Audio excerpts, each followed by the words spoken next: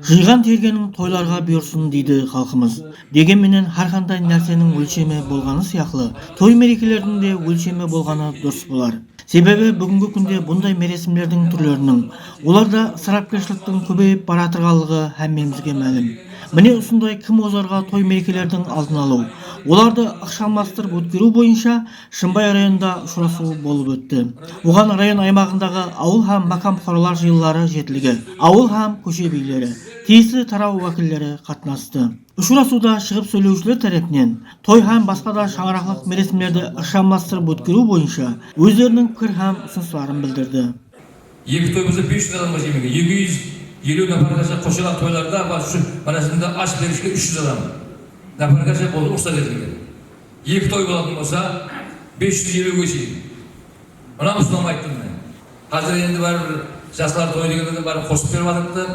Мен мынаның жағын айтып жатырғаным, айтылмасын бірінші яды бардан басып іске кіретін ол.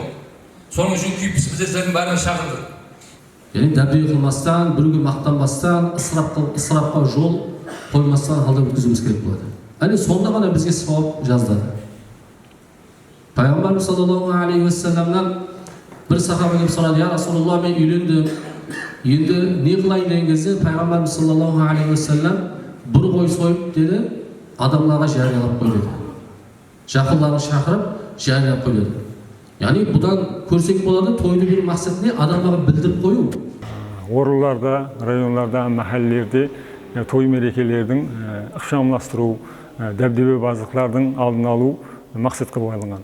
22 мақам қорлы ақсақаллары, ол жердегі көше билері өзінің пікірлерін білдіре алатын міне апаларымыздан қатынасып отырыпты. Бүгін міне осы семинармен басталды. Енді нәубет әрбір мәхәллеге шығып, әрбір көшеде осындай илаждарымызды міне біргелікте алып барамыз. Өткерілген ұшырасу барысында бұл бағдарда тиісті шешімдер, махалле һәм көше билері арасында бірге істесуді елде күшейту, орындарда үгіт насихат, түсінік жұмыстарын алып бару бойынша вазифалар белгіленіп алынды.